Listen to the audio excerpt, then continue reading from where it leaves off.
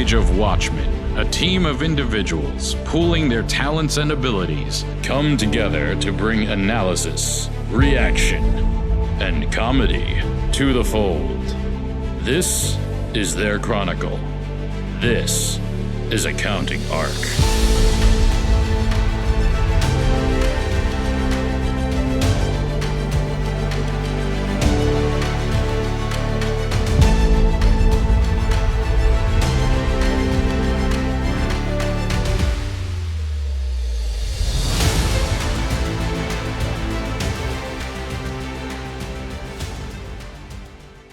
Well, welcome to ARC, guys. Today we're going to talk about some lessons we've learned with working with clients and some interesting stories. I think as accountants, we get to see kind of the lifeblood of businesses, the ins and outs, the fun stuff, the bad stuff, the legal stuff, the illegal stuff, the things people don't even know they're doing that are illegal.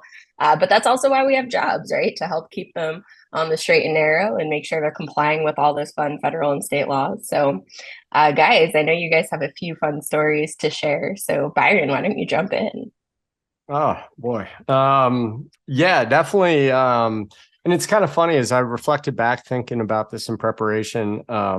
A lot of the stories that I have come from like my early days in accounting when, they kind of just threw the staff into the biggest like disasters possible because it was just, how it was. The first one that comes to mind was actually a consignment shop. We had a client that had this very successful consignment shop. It was in an area where like boating was really popular. So a lot of like, boat knickknacks and sailboat things and stuff like that. And the owner at the time, I remember, really sweet lady. She was nearing 100. Like she not an exaggeration, was nearing 100.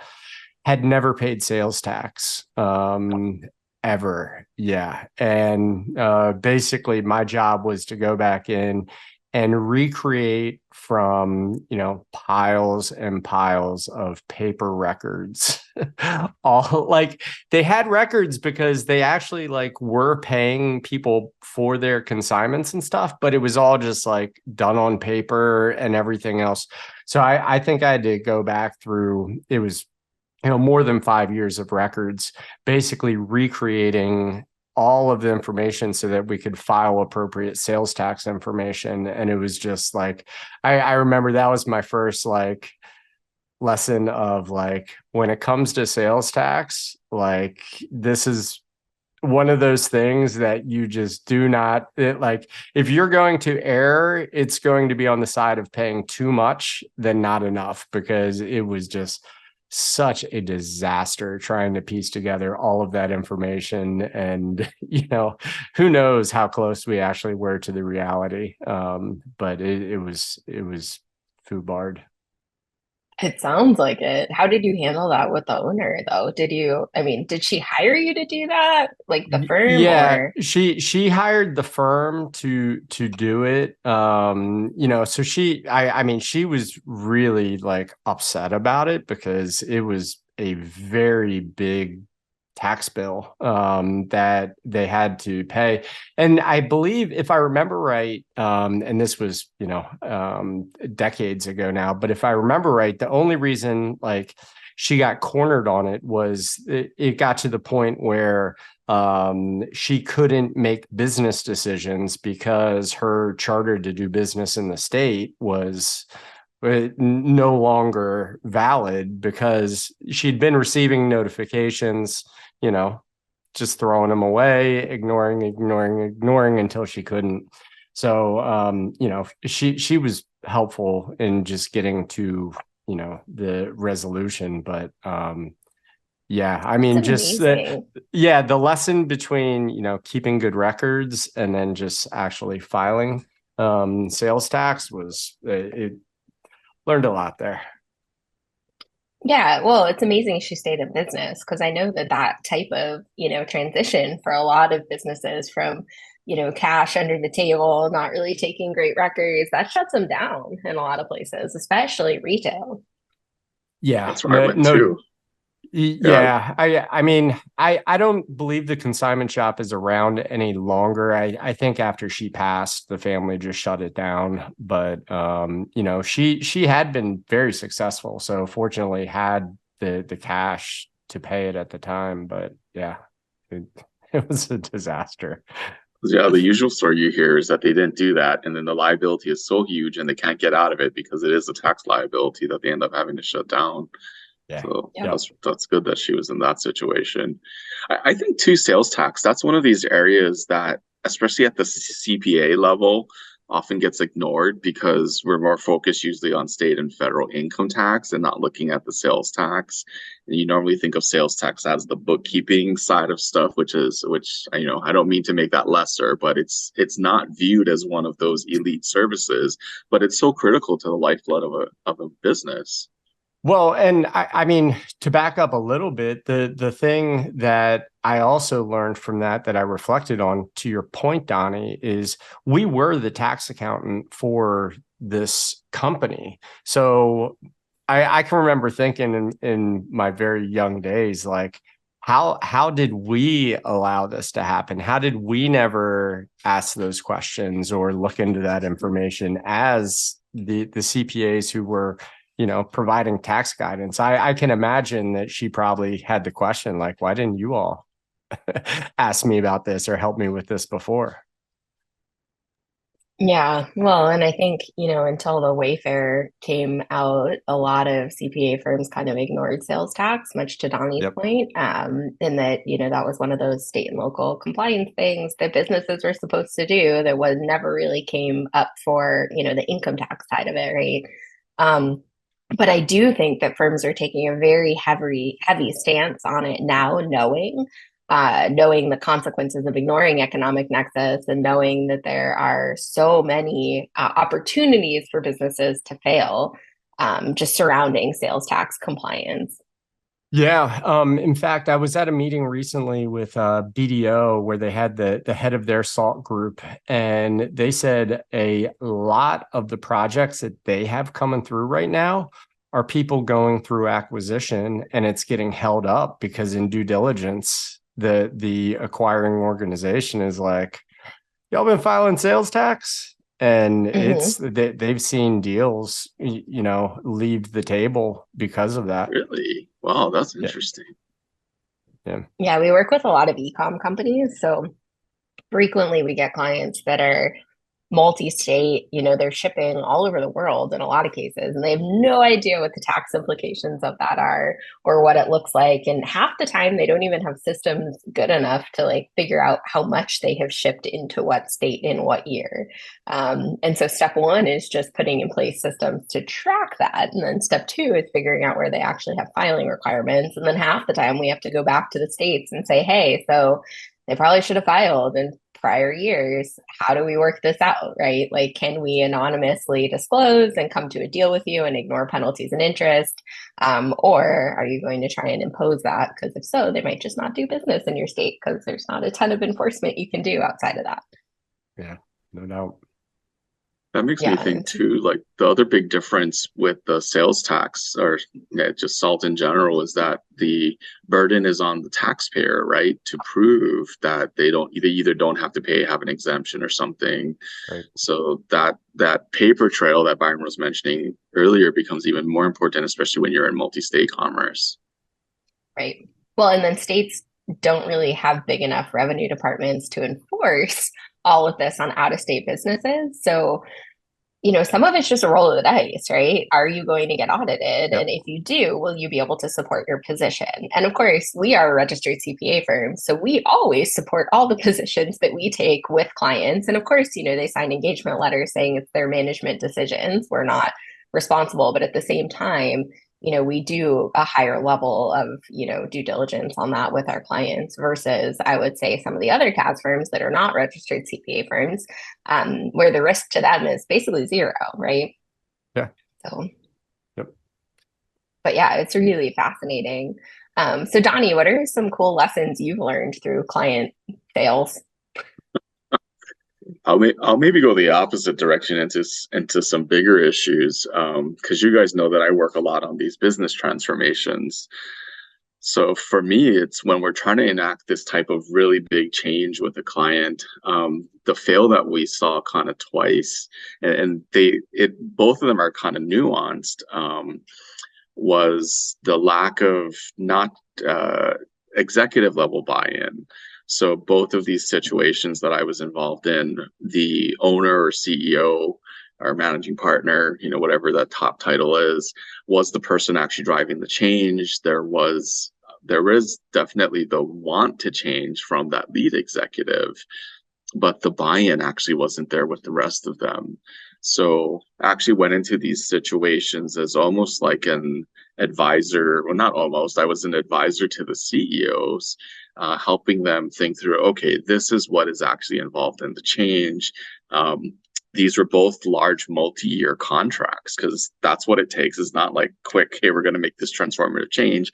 It's going to take us a few years to get through these. I was actually on site with them, so I actually had an office at their offices there. And it was interesting to see how, again, not a traditional accounting role, but I'm there, and we would go through these meetings and we would do visioning to say, okay, this is what we're going to change to. Let's talk about the changes that have to occur. So a lot of stakeholder involvement, facilitating conversations around how is the organization going to change? What is it going to look like? What's our new processes? What's our new internal controls? What are all these things that are going to be put into place? And then afterwards, I'd be sitting in the office and I get these knocks on the doors that are like, hey, can I talk to you about something? And I'm like, yeah, sure, come in. They come in and then you see them close the door and you're like, oh, this is a closed door conversation. Okay. And then they start unloading whatever it is, variety of things. And it's kind of like, why didn't you bring this up in the meeting? We just had a whole meeting about this, and I had asked anyone have any concerns or problems with this, and no one said anything. And it's not just one, it's like 2 or 3 people coming in afterwards and kind of having those kind of conversations. So those were kind of the big ones. In both cases, actually, the transformations failed. And part of that I took to heart to myself. I'm like, wow, did I really, really fail as an advisor? In reflecting on it, I actually came to the conclusion, actually, the situation was more of the fail. And the lesson learned for me there was really, it's not just the CEO that really has to buy in. We really have to have full executive support when we're making these really big changes. But, a lot of that comes back to governance. Like, how is this organization governed? How is it making decisions? And what is our role in actually facilitating, enabling these decisions to occur? And what do you think the role should be? Like, what is our role as an external advisor coming in to help these companies? Like, what's our role? I think it is actually that. It's like bringing in these best practices, and ensuring that we're seeing these organizations follow them. And I think that's one of the great things that we have from seeing multiple organizations and working with multiple organizations, and what works and what doesn't work. In this particular case, I say a little bit of my own fault, because I didn't validate that there was full executive buy-in. I assumed it because I had talked with the CEO. There seemed to be an agreement. But as we started to try and everyone, actually, I should say that everyone was nodding in the meetings, but it's actually afterwards that we found out that there wasn't. Yeah, it's really hard. It's really hard. I mean, that's like a key thing for failure, is when you have leadership and disagreement, right? Because then you can't have a direction. Oh yeah, I mean it's like having parents who disagree, right? I mean it's just employees will put them up against each other and everything else. I mean I've lived that with a business partner where we had severe disagreement with a lot of things, and I mean it really impacted our ability to manage and lead an organization. So it's kind of interesting, and it may be my old age coming out, but I really have gotten to the point where if people don't have a real desire for change or transformation, I don't think there's convincing them. Like there's so many books on how to like get people to transform and convince them. But the reality is like it is rare that you can actually get somebody to make that much of a transformation when they're opposed to it from the start. It's just so hard. So I think it's really fascinating, as accountants, that we, in some cases, come into businesses and work with them on change when, as a profession, we are very, very change averse and struggle through it ourselves. And I always find it fascinating because, like, I work with a team that comes in and does tech implementations, and then we outsource accounting, right? And when we first started, the types of tech we were using, cloud-based, just integrated, it was very different for our clients. This was 10 years ago, right? Like today, that's normal. But 10 years ago, it was still different for Sure. most of our small business clients. And my team had no empathy for people going through these changes and how much they struggled and how much handholding we had to do to train them through these changes, and like do a good job of change management requires a lot of communication and a lot of training. And my team would come into the office and they would bitch about it, and they'd be like, oh, so and so required me to like sit down and like show them 10 times this thing, like I don't understand why that's so difficult. And they would just go off, and I was sitting there like, if I like move your pencil across your desk, you're frustrated. And so I started doing this thing that like annoyed the heck out of my team, where I would, at night, I'd stay late and I would move their desks, just like physically move their desks to the other side of the office or like into a different room. Move their monitors, like hide them from them sometimes, or like put their papers in like different places. And every day they would come in like anxious, and they were like, what are you doing? Like, why are you doing this to me? Donnie, yeah, you have a thought? I'm just laughing because I can totally see you doing that to your team. Yeah, well, I did. And every day they would come in and they'd be like so frustrated and anxious, and they're like, oh, you messed up my whole day. And I was like, how do you think our clients feel? Yep.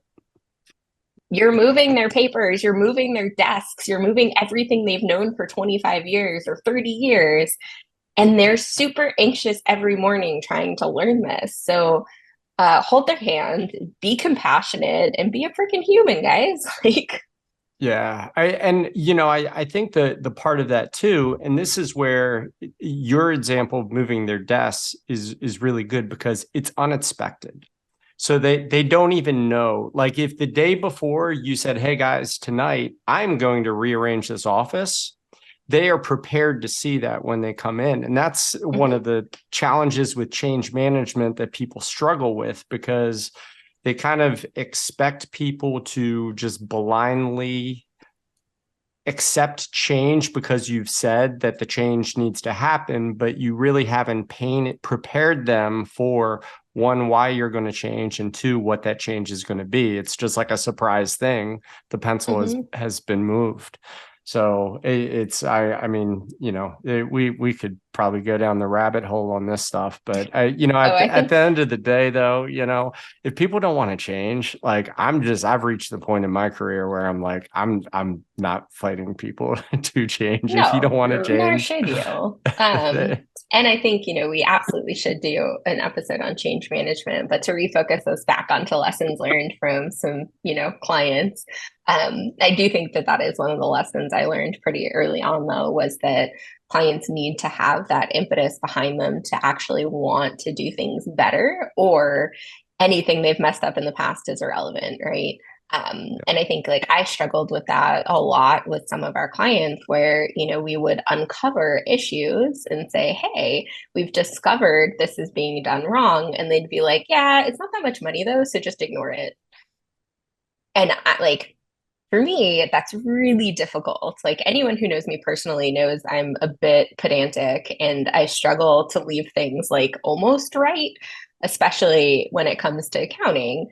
And so it is a big struggle when you have clients that say it's good enough, and to accept that and move on when you know that it's going to cause an issue in the future. Right. And I think like one of the really good examples of this I have is when I first started my firm, one of my first clients was a construction company. And this construction company it was very fascinating, to be honest, but they were not paying their subcontractors on a regular basis. They were paying them when the subcontractors came to collect. Oh, Yeah, which is not only illegal and can cause like liens on properties and all sorts of other issues, but they were effectively keeping such poor records purposefully so that when the subcontractor came back, there wasn't much they could look at from a legal perspective. And so, they had hired a general manager for the company, and that general manager came in and said, "Oh, we need an actual accounting system. We can't do this in Excel anymore." And it was a $20 million construction company, guys, running in Excel, who had no AP or AR ledgers, to be fair. They had, lists somewhere, and there was an inbox that subcontractors would send their actual paper. It was like an actual physical like box that they would send their paper invoices to. And there was one lady that was in charge of paying when people showed up, and that was it.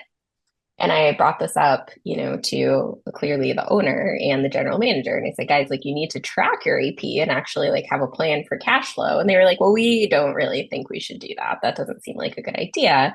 And of course, they didn't tell me they were purposefully not tracking it because they've gotten into legal issues before where if they didn't, it's, kind of hard for the court to prove one way or the other who owes the money and what the dollars amount should have been and all of that. So they frequently didn't sign contracts at all with subcontractors. They didn't acknowledge invoices. It was horrible. It was really bad practices.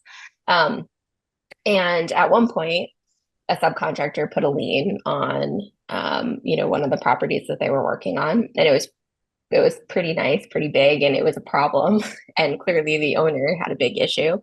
And that led to a big lawsuit, and it caused their business substantial harm. And that was after we resigned from the engagement, mostly because I was like, I won't be associated with someone who's not paying their bills, right? Like, you got to pay your vendors, guys, and like track it and do it officially. But it was a really big lesson to me because I realized like a lot of companies, especially like in the trades, just do business the way they've always done business, right? And that's a lot of handshake deals. That's not a lot of process. That's not a lot of, security for people that are working. And that's, hiring and stiffing people, which apparently is like quite common in the construction trades. And yeah, so anyways, I learned a lot from that. And I also learned construction was not the industry I wanted to focus in. And that was the last construction client I ever worked on personally. Wow. I can't imagine intentionally being that much of a disaster just to stiff people. Like, I mean, if you're going to be that bold, just not pay people, like, just don't pay them.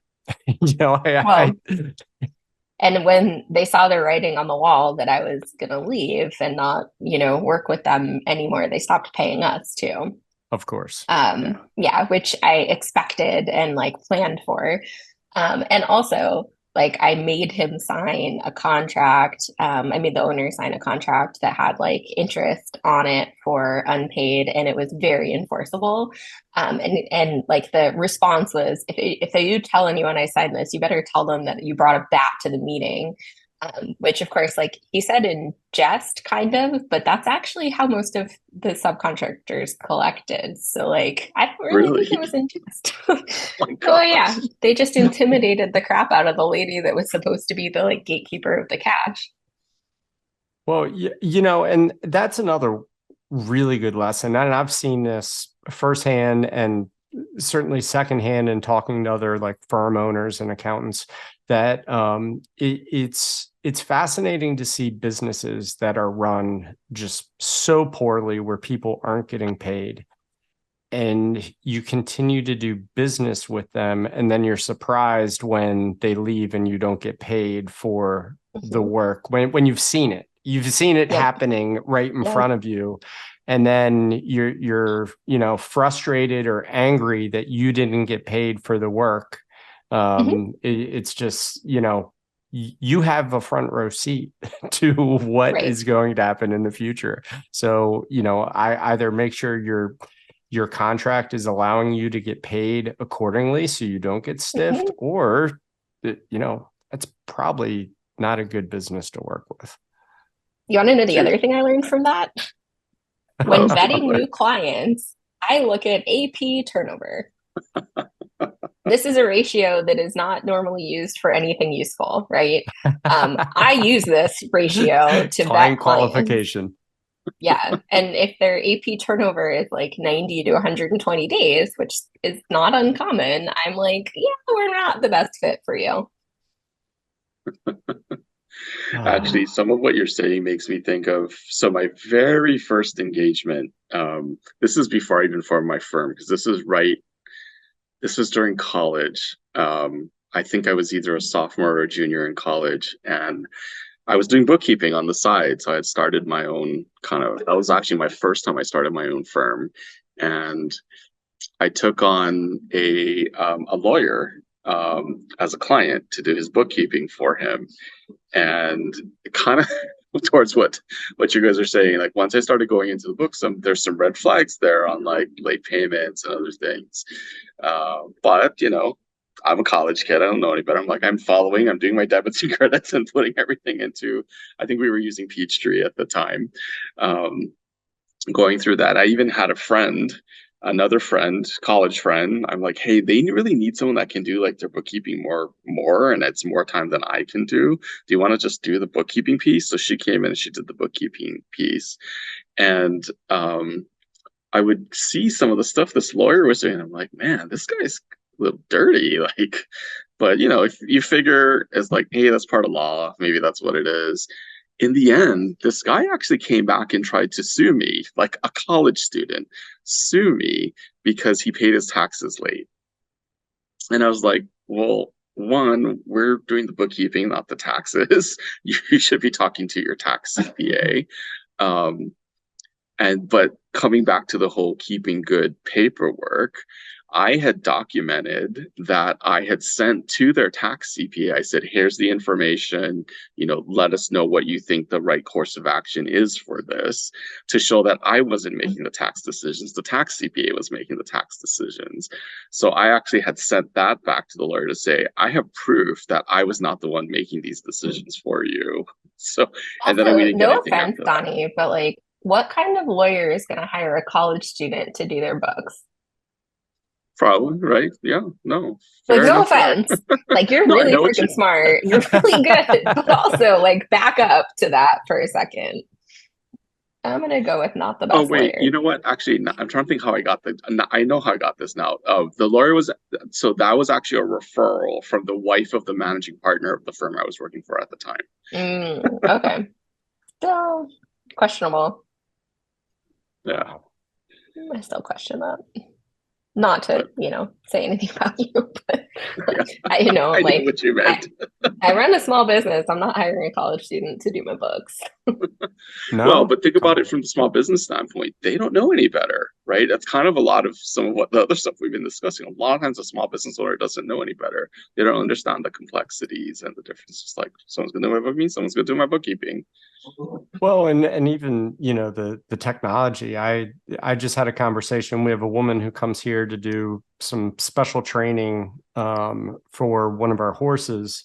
Her husband is an electrician, and she does the books. And she asked me the other day a question, and I was like, are you using QuickBooks? And she goes, no, Excel.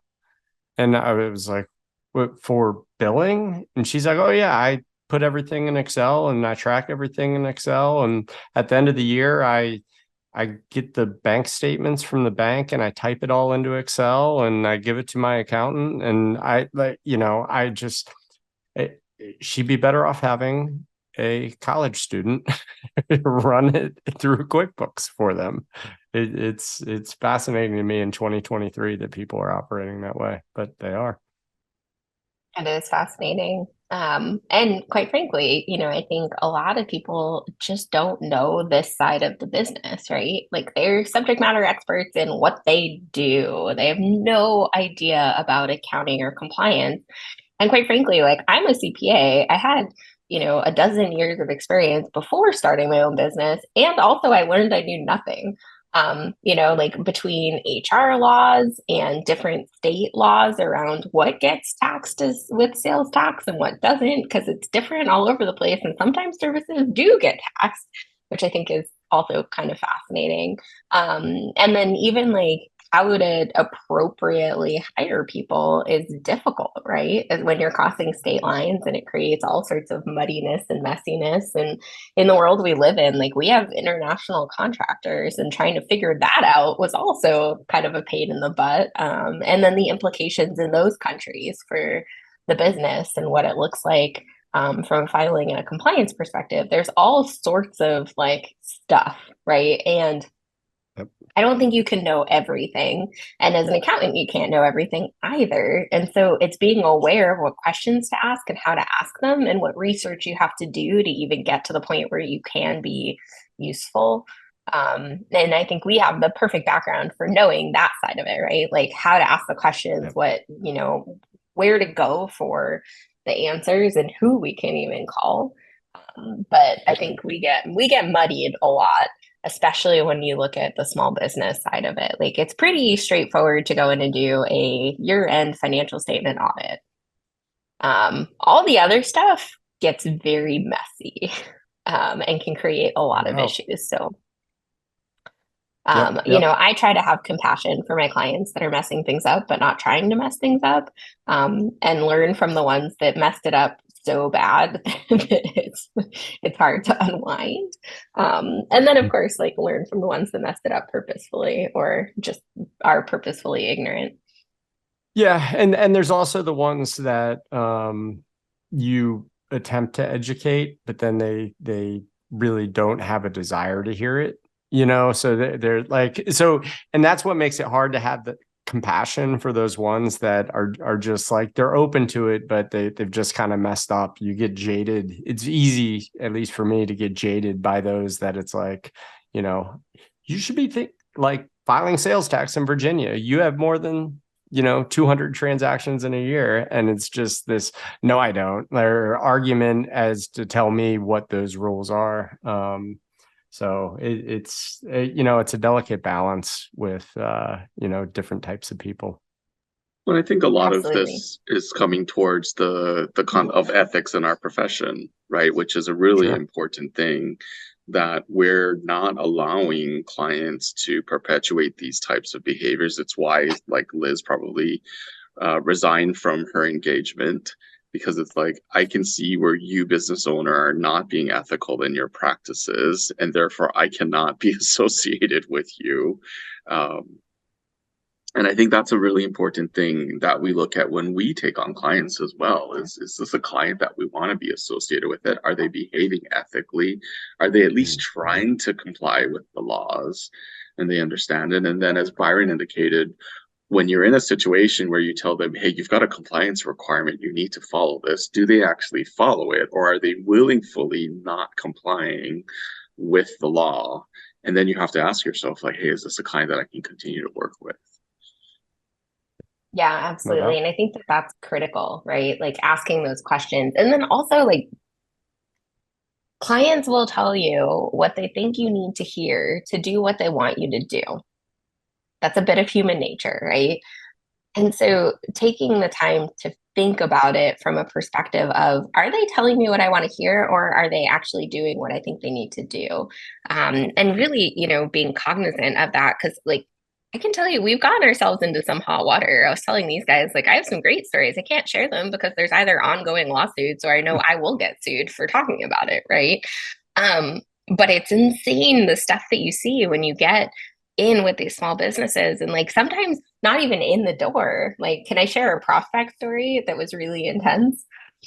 Please. So a few years back, and I'll do the short version of this story. A few years back, we had a prospect come to the door. He was looking for a CPA to help scale a roll up, and this was all self-funded. In his words, it was family money that he had inherited, and he was, sorry about the dog, guys, but he had inherited this money and he wanted to place it and make sure that he could buy similar types of businesses and then roll them up, like streamline everything together, right? And so, he came in and he said he had about $100 million to play with. Again, he, told me it was family money. He gave me a fake name. He gave me a fake name that did, in fact, link to family money. And I did a bit of sleuthing and researching. He came in with checkbooks. He came in with like a stack of bank statements, like all sorts of information for me. And I started digging through it and I'm looking at it and I'm going like, there's something weird here, right? Like I just like my spidey sense went off. I'm like, this is not right. So I start researching further and looking into it and trying to figure out who this guy was. Well, I figure out he did give me a fake name. He was actually a human under a different name who was indicted in California for embezzlement from nonprofits. They could only find about 15 million of embezzlement, but he served about 10 years in prison before being released about 2 months before I met him. Wow. Yeah, so I figured this out because I'm pretty good at internet research and I tend to like not really trust people from day one. And especially when they come in saying they have $100 million and they want to hire a small CPA firm to help them with a roll-up strategy, like all of that was like, if you really have $100 million, you're working with a top 10 firm. I'm sorry, but you are. Sniff test is not working here. If you don't have a relationship with a top 10 firm because of your family that you inherited this money from, like that's surprising to me, right? And so all of this, I'm like, okay, well, I'm flattered that they came to me, right? But anyways, so I like go through this whole exercise, and this is where the story like gets a little weird. And he comes in to pick up his stuff because I was like, I'm clearly not taking this knowing this guy's a criminal, right? And he comes to like pick up his stuff. Oh, and the other side of it was they wanted to repatriate a lot of the money. Like he was saying, and he inherited it from, family members overseas, whatever. So no, he, money laundered it overseas. Yeah. And then needed to bring it back legally. Yeah. So anyways, and like very clearly I could do this work. Like that isn't the problem, right? Like I know how to repatriate money legally. I know how to put it into businesses and invest it and help with like whatever strategy you wanted and do it like all above board. But I'm not going to do that for a felon knowing that it was money stolen from nonprofits.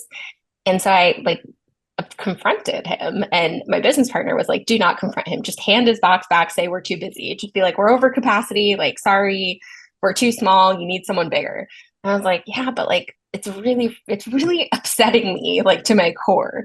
And so I sat down with him and he was like, well, why don't you want to do this? And I'm like, to be honest, you gave me a fake name.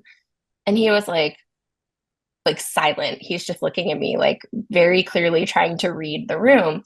And I was like, I don't really handle people lying to me well. Like if you had come forward and told me like directly what was going on, we may have had a different conversation, but you didn't. You lied to me. And I'm not okay with that. So like, have a good day, right? And of course, like I'm kind of freaking out inside.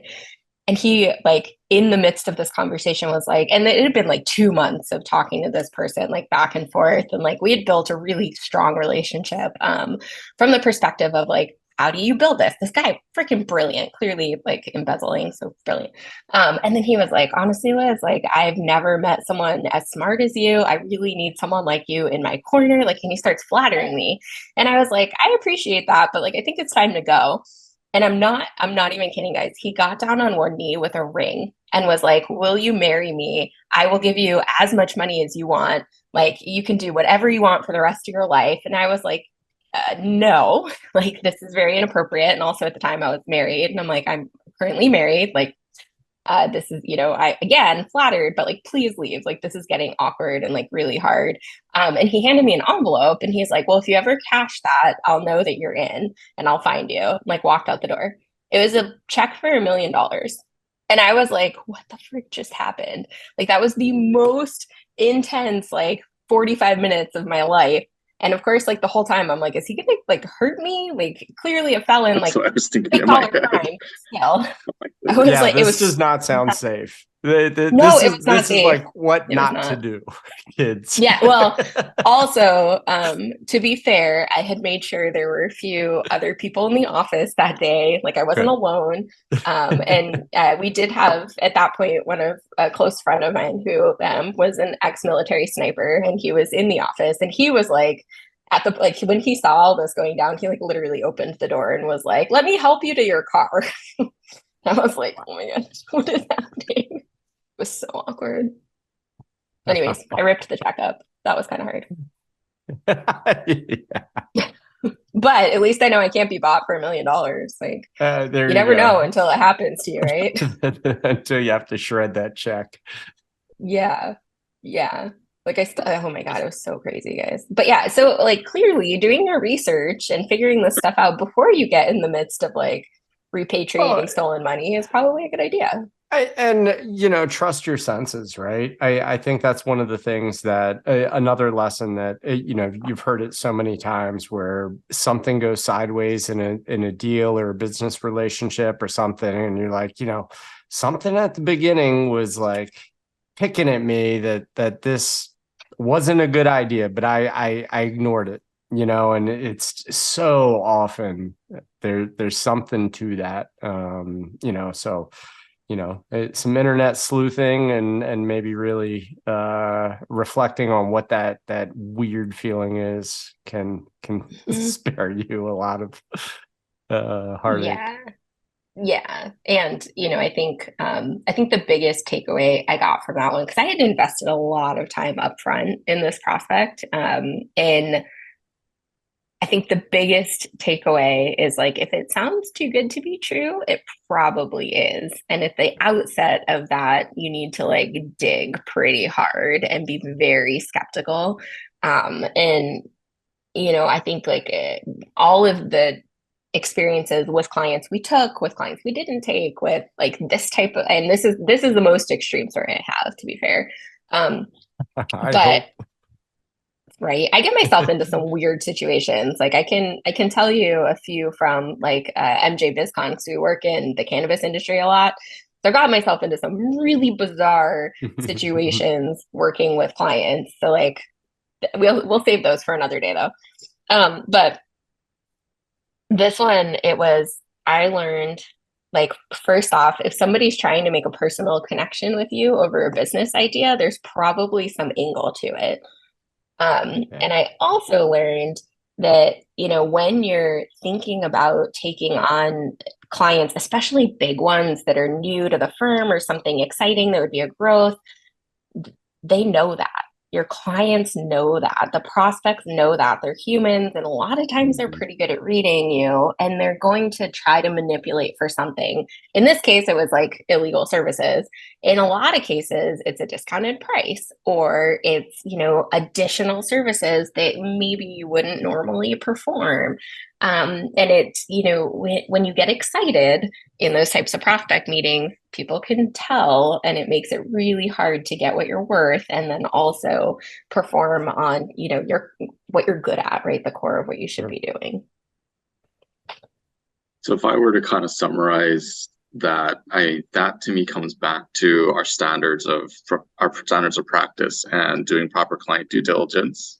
It's why as especially as CPA firms, but I hope a lot of accounting firms that maybe are not CPA firms also follow that in looking at and having proper client acceptance procedures in place, right? Because that's really what that comes back to is, am I doing my due diligence on my client to make sure this is a legit client, a legit situation? And as you just indicated, Liz, is it services that I actually am qualified to perform? Because that's another thing as part of our standards is, if we're not qualified to, like if someone came to me for a tax return, I would not do it because I did not even do my own taxes. So that's definitely not something that we are qualified to perform. Right. Yeah, and I think it's really important upfront, especially for smaller firms, to really think through those things and have a good intake process. Like that's been my biggest takeaway with all the crazy stuff I have gotten myself into over the years is you really need to vet the people you're working with and be careful in the way you have conversations, and probably go into things a little less bold than I tend to. The other thing I think is interesting, though, is none of this is taught to us in college, right? We learn all the fundamentals of kind of the accounting there, but all the stories that we shared, these are things that are kind of like the battle scars and the things you learn as you go through. But it's interesting that we all have to deal with these kinds of different unique situations that you would never think of if you were just like, hey, I'm going to major in accounting. I mean, think of that would be such an awesome course, like legit case study, like crazy accounting case studies, because you're right. Like the case studies in college are always so like, curated and it's all perfect and everything. Like we could easily do a 3-credit course on well, I think we should do a real life spin-off. case studies.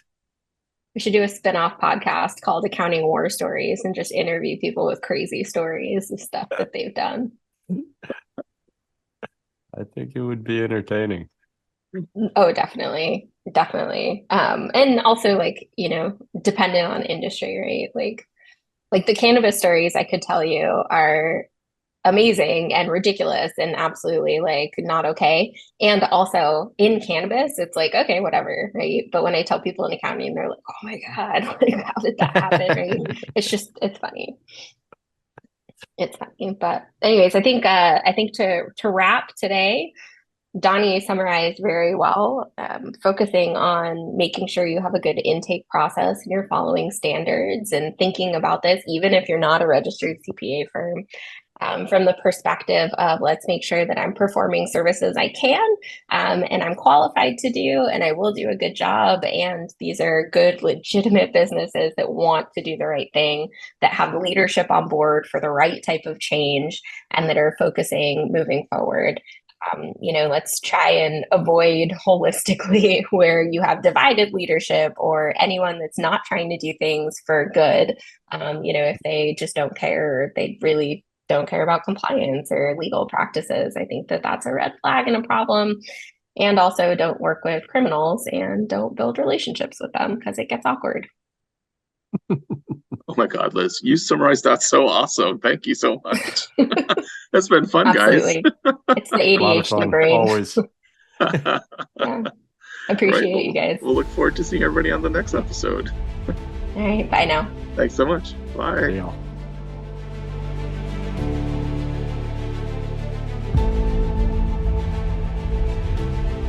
The Center for Accounting Transformation provides business professionals with a network for utilizing innovations that are ready for adoption, the training and resources necessary to apply those innovations, and an opportunity to engage the talent and community needed to further the pursuit of innovative accounting practices that drive responsible and mindful business performance.